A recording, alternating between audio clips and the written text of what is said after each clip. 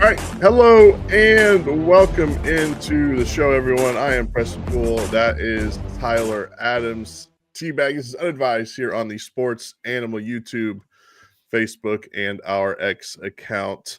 Before we get started, let's get the retweets out because I'm sure some people might be listening to hear how things went yesterday. So What's that? Yeah, I don't know. But yes, this is Unadvised here on your apps. Yeah, yesterday that sucked. That was no fun. The Los Angeles Chargers lose to the Houston Texans. And I have no one else to blame but myself, Teabag, for believing I'm going to take these glasses off. There's too much of a glare. Chargers lose yesterday. I wake up feeling sick today. I can't win right now, Teabag. I'm a big fat loser right now. Preston, one further question. Or Yes. not even further question, because I guess I haven't had to ask a question yet.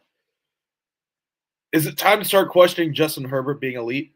No, I don't think one bad game. Yeah, look, it was a very bad spot, right? That's a bad spot to have a bad game. I can't lie or deny that fact, but I don't think so. I mean, I don't even know if I'm trying to figure out how to word this so I don't sound like an idiot. How many people were putting him in that elite tier, already? Yeah, that's fair. That's fair. Because he hasn't won a playoff game. And I'm a massive. He's never really been in the MVP conversation either. Exactly. Like, I mean, he won Rookie of the Year, had a great rookie year. Kind of didn't have the best sophomore season, I guess you could say, in the NFL, but is bounced back and was hurt last year. They come back, they win 11 games this year with Jim Harbaugh as the head coach. I mean, they won 5 games last year, Teabag, and they lost their top 3 receivers from a season ago, and Keenan Allen, Mike Williams, and Austin Eckler. So to sit here and be just completely so pissed off and mad that they lost yesterday, I don't know if I can do that after the transformation they've underwent in one season. When if you just watched the game yesterday, it was Ladd McConkey and that was it. I mean, that was the only guy that could do anything on offense. Yeah, he was the only guy. And they have to get some more playmakers on offense. That's one of my main takeaways from yesterday is the Chargers need one more playmaker, because whenever the Texans started getting that momentum, yeah, in the second late in the second quarter, I guess, and even into the third quarter, if the Chargers had one playmaker that could get you an explosive play, it could have calmed the waters big time. Yeah. And, calmed everything down and given the Chargers, some life and some, momentum going forward, when compared to the Texans had all those guys, Joe Mixon, Nico Collins, whoever it was, CJ Stroud making plays. Dalton Schultz even in there as well. So, and the Chargers just never had that. At all. Yeah. I mean, when Quentin Johnson is and look, he had a way better season than he did his rookie season. I'll give him that. I think there's still some, not still, there is a whole bunch more progress that needs to be made there for him. But this dude didn't catch a ball at all yesterday. He didn't catch one football yesterday. He had at least 6 thrown at him, I think, something like that. I kind of just mentally blacked out there at in the end of the third quarter. I was like, this is the worst day of my life. I want to just go in my room and play FIFA, and that's what I did. So we had you on Sports Animal Live yesterday, me and Sam, and we said, are you going to get hurt today? And you're like, I don't think so, unless it was it's just an embarrassing loss. Yeah. Were you hurt? Yeah. I mean, my feelings were definitely hurt. I was, I was saying that, I'm trying to figure out. I was saying not nice words about the Texans is what I'll say, that I can't say on here because I don't want to get us kicked off or fired. But yeah, it was, yeah. I just don't get it because I wanted to sit there so badly on social media and just like try and defend Justin Herbert, but You can't. you can't. You Yeah. can't. You can't at all. And it's just like, man, this is tough, dude. Yeah, Tough. that's a tough day. That's a tough day for the Chargers. They'll bounce back. They'll bounce back. They Yeah. need to get a playmaker for sure. They need to get an Yeah. explosive weapon somewhere. Probably a wideout for Justin Herbert. Got to fix a little bit of the offensive line. Yeah. But yeah, I mean things are looking up. But at the end of the day, No, that was miserable. That was awful. and Preston, I say this because I can to you because Yeah. I'm in a way worse spot than you are. Chargers gonna Charger sometimes. Yes, not every time. What are you talking about? Sometimes, every time. I think with Harbaugh it might change though. I think maybe like yesterday was the end all be all. We'll see. Maybe. And Herbert needs to show up in a playoff game. Yeah. Full playoff. No, 100%. Yeah, 100%. So I told you after the game, I kind of made some notes on on what my thoughts were. You can't come out with the game plan that they did after those first two drives. They were getting whatever they wanted in those first two drives until they got down into like, short range there inside like the 20. You can't go from that to not being able to get anything at all. Like J.K. Dobbins was able to run the football decently. Gus Edwards able to run the ball decently. And then you just lost it after you kicked the 2 field goals. What the hell happened there? Greg Roman. Smoked. Yeah. What was that on that punt? That was by the way, that play on the punt that guy made. I missed the punt. Oh, you did? The punt return? Was there a punt return? No, it was a punt block. Punt block. Yeah, the guy was like punt block. That's what I meant. That's yes. Yes. It was like Canadian Football League. This guy timed it perfectly and got the ball. That and drove then me the crazy. blocked extra point too. That was nuts. Offensive coordinator Roman has games where he just doesn't have a clue what's going on, and that happened yesterday. I had no clue what was going on. The interior of the offensive line is just not good either. Defense played well till things fell apart. And then need more guys. Ladd McConkey can't do it all by himself. Justin Herbert is still good, but he played like shit. That's in my notes. Yep. And then the stinky bubble changed the game. Yeah. The stinky bubble. You go up 6-0 and SpongeBob has the stinky bubble come and take Jim Harbaugh away. That's where things change. They never had a chance after that. I feel like the stinky bubble is also one of those things. If Jim Harbaugh heard that he was in the stinky bubble, he probably actually believe it or something. Yeah. So we got stinky bubbled. I mean, what do you want me to do? I can't sit here and be too mad when you get stinky bubbled and you lose a football game. He won the MVP last night. Oh, I know the Pardon My Take guys were trying to get Jim Harbaugh to win it. So MVP. As soon as I tweeted out, I was like shutting my phone off for the night. I did so, and I didn't get back on anything. Joe Mixon won the MVP. Joe Mixon. Okay. So it sounds like they're not allowing the voting process to play out in that one, because I imagine a lot of people voted for Jim Harbaugh. Yeah. All right. Anything else on that game? Before we move on to the other game that happened. I'm glad you were able to get out of bed this morning, and start a new day. It's a new day. We're on to Washington, the Wizards tonight. Very true. All right. So I'll be honest. I watched a little bit of this game last night, not much of it. The Ravens win 28-14 over the Steelers. Russell Wilson, 270 yards, 2 touchdowns. Lamar Jackson, 16 of 21 for 175 yards, 2 touchdowns. How about Derrick Henry? He's still pretty good, huh? Pretty good. He's pretty good at football. Yeah. 186 yards, two touchdowns. And that's kind of what when I looked up at the game when it was on, it's all I saw was just Derrick Henry picking up chunk yardage. Yeah.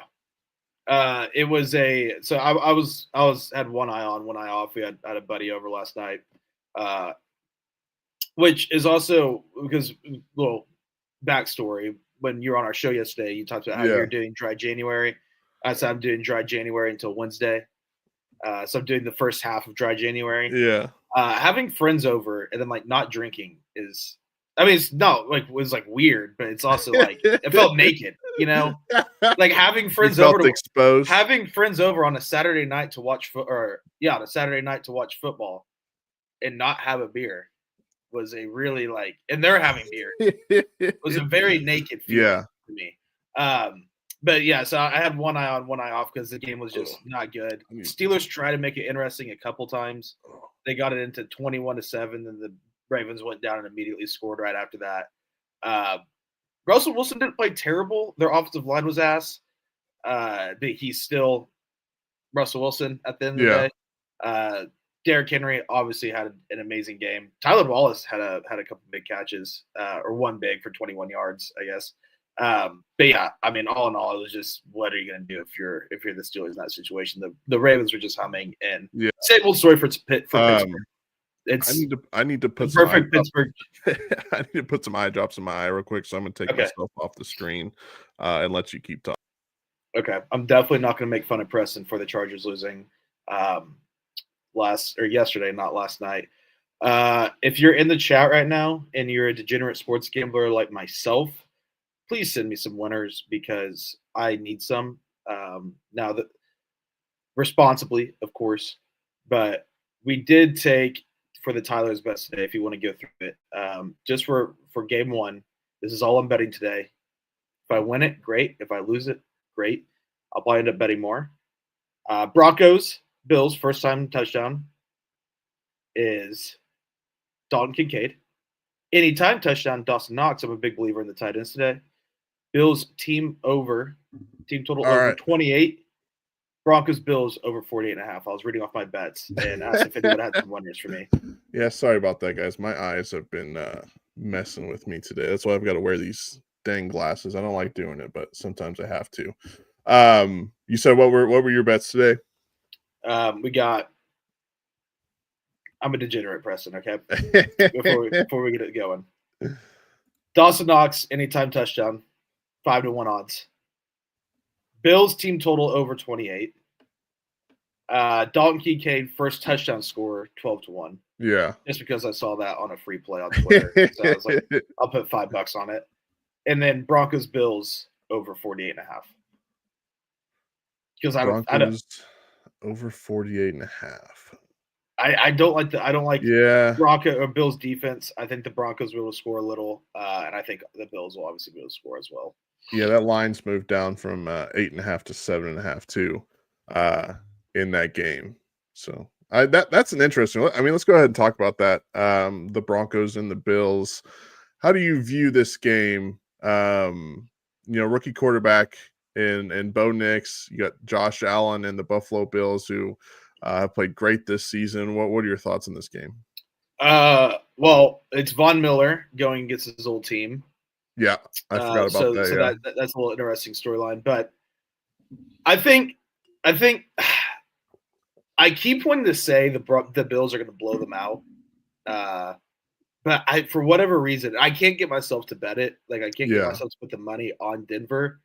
But for whatever reason, I think Denver is going to keep this one semi-close. I think the Buffalo is going to be in control most of the game and win the game. But I do think Denver is going to be scrappy and fight and claw their way in. I think it really is. I mean, goes without say. Going to come a lot to Bo Nix and what he's like in his first playoff game. Yeah, on the road against a top Super Bowl contender. This one feels like a 34-21 or something like that type of game. That's kind of what I was thinking. Like I was thinking like it's like 28-20 or something. Yeah. With 6 minutes to go, and it's anyone's game, and the Bills go down and score to seal it or something. No, I agree with you there. I also think Denver could keep this thing if they could just make 1 or 2 stops on Josh Allen when it matters. Yeah. No, their defense is good for sure. And the Bills' defense has not been playing great lately. Let's see. Their last 23 points against the Patriots. Now, a lot of stars didn't play. They had 21 points against the Patriots 2 weeks before that. 42 against the Lions, 42 against the Rams. So, I mean, not the Bills defense is playing phenomenal lately, but I still think they're good enough to take them. All right. How about the Packers and the Eagles? I think this is going to be a good game. I think this is going to be a really good game too. I like the Eagles in this, and I probably like them -5.5. I do think it's going to be a close game. I think it's going to be a good competitive game most of the time, but I do think the Eagles will win by a touchdown or so. Yeah. The reason I think it's going to be a good game because I think if you just look at it on paper, everything, the Eagles are the better team. They're going to win. Packers haven't been playing exceptionally well lately. They lost 3 or 4 in a row or something like that. Let's see. I mean, they lost to the 1, 2. Yeah, they lost 2 in a row. 2 in a row. 3 out of the last 5. Yeah, they're okay. So I thought it was maybe like 4 in a row. But I do think this is going to keep it close. But my main reason is just because of Matt LaFleur. Yeah, I think there is a coaching advantage to the Packers, and coaching does matter so much when you come to playoff football. But if you just look at roster top to bottom, the Eagles have a clearly better roster. So that's why I think they're going to get it done. I think I would have more faith in the Packers if this was at Lambeau. Yeah. But I think the Eagles win that one. Honestly, I like the 5.5. Are we going to get the Jordan Love that we got last year during the playoffs? Because that guy hasn't shown up consistently this year. Exactly. I mean, he's shown up this year, but not consistently. Lit the Cowboys up last year. And he played great against the 49ers. They lost, but the 49ers went on to get to the Super Bowl. So, I mean, he played great against them. All right. How about the Commanders, Buccaneers? Bucks 3-point favorites down in Tampa. This is an interesting one because I could see this game going either way. It's just what worries me is that start the Bucks had last week. Like they had everything going for them last week, and they still came out flat. Yeah, I took Commanders as my lock of the week. I think this is going to be a really good game. I think this is going to be a very tight game. I like the Commanders +3 in this game. I also like the over in this game. I think both defenses aren't that great and haven't been playing that great. Yeah. And I think both quarterbacks have obviously Baker Mayfield. We all know about the season he's having. Jaden Daniels is going to be Offensive Rookie of the Year. So I think this will be a lot of points in this game. I think it's going to be a really good game, and it could just come down to who has the ball last. Yeah, that total is 50.5 right now. It's crazy for a playoff game. That'll be interesting. Yeah, I'm interested to see how Baker Mayfield plays. Jaden Daniels. I think this is going to be a very, very fun game to watch. Yeah, it might end up being the best game of the whole evening, the whole day. We'll see that one on NBC. Packers Eagles is on Fox, and then Broncos Bills is on CBS today. Let's see. Anything else on either of these games? Before I want to bring up some of the college football that happened. We still got Rams Vikings. Oh yeah, that's right. Rams Vikings on Monday night. I completely forgot about them. Where is that even at here on my thing? There it is. Okay, yeah. That one being played in Glendale, Arizona because of the fires out in LA. The Vikings 2.5-point favorites in that one. This one just feels like Vikings. I think they bounced back after last week. Yeah, especially with the game being moved to LA. And Preston, I also do want to say this when it comes to the Chargers and the Rams. I wonder how much of the human element came in with the wildfires. That had to affect some of the players. Now I know it's not all. It's not all 53 guys, but that had to affect some of the players in one way or another. Just even they haven't been able to practice as much.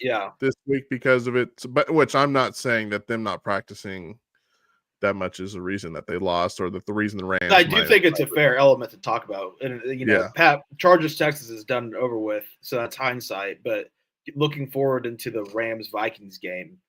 The game being moved to Arizona, I think it's going to help the Vikings now neutral site. I mean, obviously the Rams are the home team and it's closer to LA, but there's going to be a lot of Minnesota fans there, obviously. Probably a true neutral site game. And so, I'm with you. I do like the Vikings in this game. I think they're going to bounce back after that Lions loss. It is going to be interesting to see if Cooper Kupp actually shows up because he was trying to think when he started just not playing good at all. probably like 5 weeks ago, something like that. Just hasn't done much since then. So we'll see if they can, get him involved. Obviously, Puka That's not Nacua been good. is great for them. Matt Stafford has played, pretty decent down the stretch here. So I think the Rams have a shot, but I think the Vikings are just the better like overall squad, and will probably win that one. 2.5 seems like a crazy low number. Yeah, I agree. Which I guess technically it's on the road, right? So they're not going to make him like a 6-point favorite or anything on the road. No. So, but I would feel comfortable taking the Vikings -2.5 in that one. Should be fun though. On Monday night on was that ESPN? Monday night on ESPN. All right, how about the college football playoff? Go to the semifinals here. If it'll work here on this website. There we go. So we had Penn State, Notre Dame on Thursday evening. I think we did we do a show before it started? Yeah. We did do a show before that started. Notre Dame wins 27-24. What a game that was. What a game that was. Notre Dame, Penn State. Sorry, Yeah. I just got a text from our friend Phil Nzinga. He went to Texas Roadhouse last night for the first time, which is wild. That's his first time ever going to Texas Roadhouse, and he is blown away by it. A hell of a game. It was a bore until the fourth quarter, though. Yeah. And then it just turned into, it was 10-10 going into the fourth quarter. Yeah, and then ends up 27-24. Yeah, it's absolutely crazy. What was Drew Aller thinking on that last interception? Like, you just don't throw that. He was like, I was aiming at his feet. It's like, no. Don't even try to aim at his feet. What was it? 0 catches by the Penn State wide receivers. Yeah, they need. So you want to talk about a team that needs some wide receivers? It's Penn State. That's crazy. And Drew Aller. Drew Aller, is he really like that good of a quarterback? Mm-hmm. I mean, 12 of 23, 135 yards and an interception. And, if you talk to a Penn State fan, they would be like, yeah, he's awesome. He's great. Yeah. I mean, he's coming back next year. And I mean, I don't know if Penn State fans are really saying the same thing right now to that game, because he also had that one interception that didn't get called because Big 12 refs came in and called a PI. That bad, it was throw to the tailback coverage. Yeah, still throwing like triple coverage or something. Yes, he did not have a good game at all. You credit Notre Dame because they're just a scrappy team. Yeah. I don't think they're the line for the national championship, which I know we'll preview, probably later on this week. So we still have, over a week until it's played. Yeah. But that line right now is open at like 9.5. It's now down to 8.5. But I don't think Notre Dame's going to get beat by that much. I do think Ohio State's going to win the game, but I think Notre Dame's just one of those teams that they're not going to get blown out by anybody, no matter who they play. Riley Leonard, he's not the best quarterback in the world, but man, he's just a gamer. Like he'll just step up and make plays. He's a football player playing quarterback is what he is. He had 2 interceptions in that game. It wasn't the best quarterback game. This was not. It was not. Game. Yeah, that is for sure. Definitely rooting for Notre Dame to win the national championship, but that's just choosing the lesser of two evils. Yeah, that's going to be a weird. I haven't decided who I'm going to pick in that game yet, so that's going to be a weird. Ohio State losing would also be a really funny result. Just to see what their fans would do. Yes, for sure. Speaking of Ohio State, they beat Texas 28-14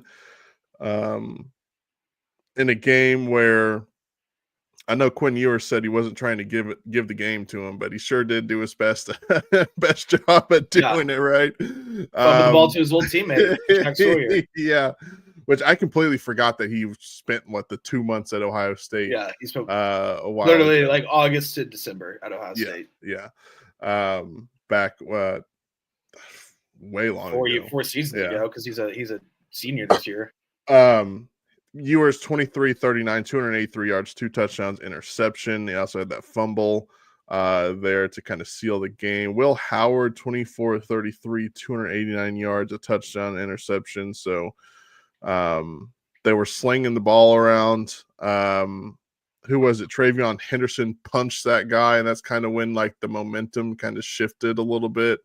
And then Ohio State was able to put 14 on the board in the fourth and kind of just seal the deal, run away with it.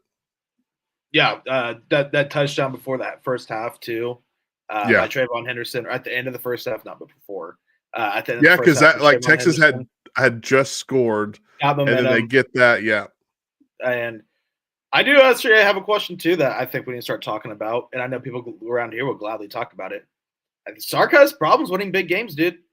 I mean, I know he won 2 playoff games this year, but one was against Clemson at home, a team that's not as good as Texas. And then one was, Arizona State, who, I think is a really good football team. Don't get me wrong, but it's Arizona State, at the end of the day. You should beat Arizona State for the University of Texas in a playoff game.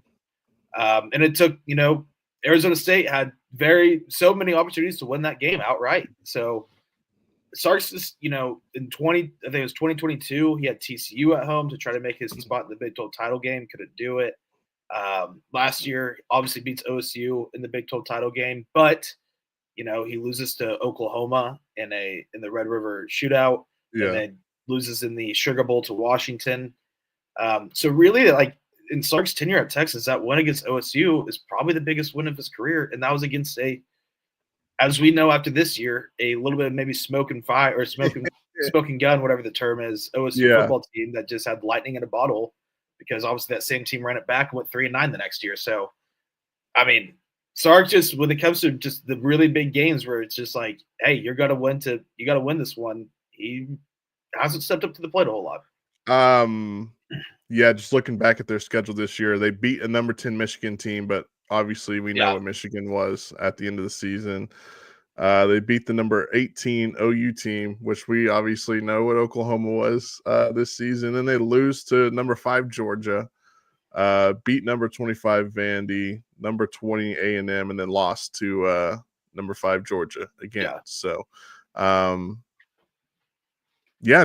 think that's a good point. And that I'm going to save that. That way I can bring that up in like October or something like that. Yeah, no, whenever he loses against another top 10 team. But this is Sark versus top 10 teams, really.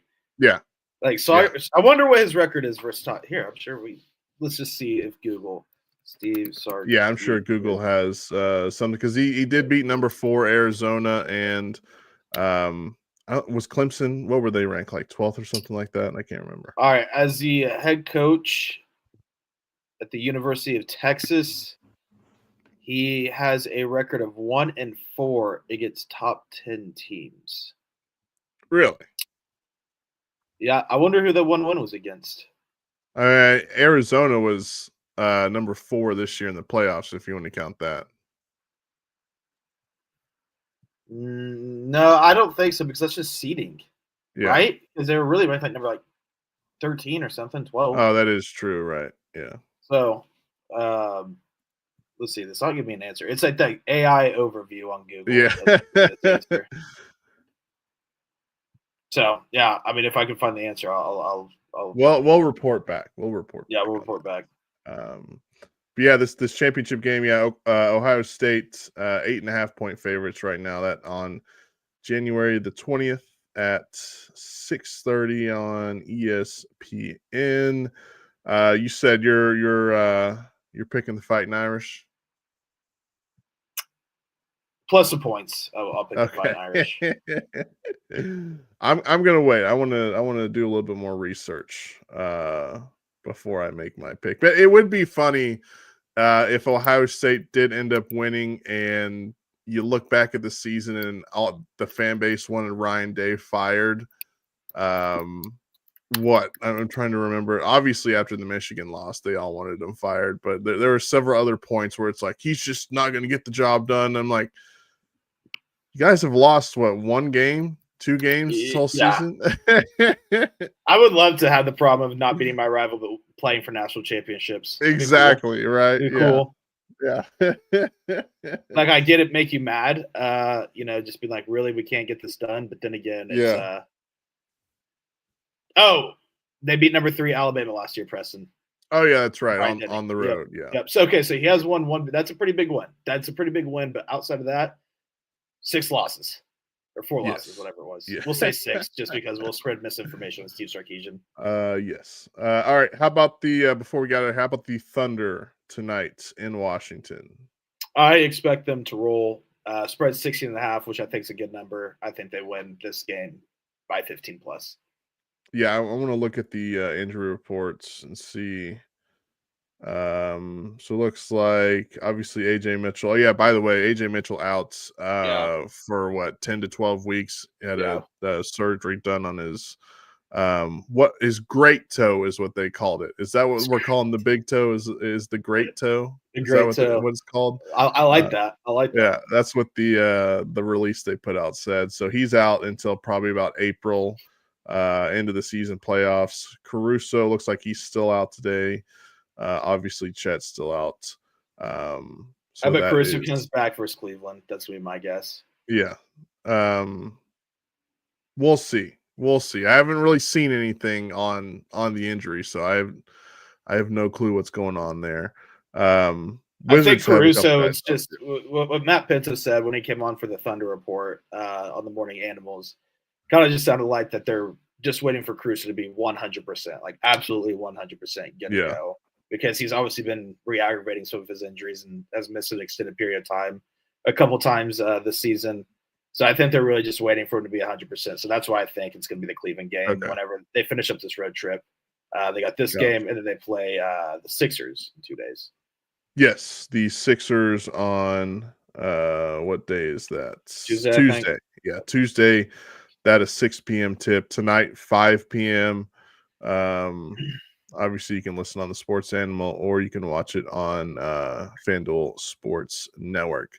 I think that the Thunder, look, it's the Wizards. They've won 6 games. You would have to be very, very just zoned out to lose this one, I think, if you're the Thunder. Yeah. Plus, it would be a terrible loss, by the way. Be a bad loss. Terrible loss, yes. All right. Anything else before we wrap this thing up? Are there bad losses for the Thunder, though, at this point? Like, they have such a lead. If you lost to a team that has the little opposite of your record, yes, that is a bad loss. True. I mean, the Wizards are 6. It'd just be bad, but the Thunder are 31-6, so you can't lose to that. Yeah, don't lose this game. You can maybe the Sixers wouldn't be a bad loss or something. Yeah, no, the Sixers are still like a decent squad that's able to. Yeah, let's see. The Sixers, they're climbing back up. They're 15-21, 6-4 in the last 10. So they're starting to play better. They'll climb back up to be a play-in team for sure. 6-4 the last 10. Yeah, I mean they're only 5 games back from the 6 seed. So that plus is anyone like completely scared of the Eastern Conference outside of the Cavs in Boston? No. I mean the Knicks. They're the 3 seed, and they just got the doors blown off. Yeah, Knicks don't scare me. Didn't even look competitive in that game. Knicks don't scare me. Yeah, at all. So, Thunder 31-6, 6 games ahead of the Rockets in first place in the West. They play tonight, 5 p.m. in Washington, D.C. against the Wizards. All right, we'll be back with you guys later in the week. Enjoy your football. Enjoy your basketball. Let's have a great day because yesterday was miserable. At least for me. So we'll see you guys then. Have a good one, everyone.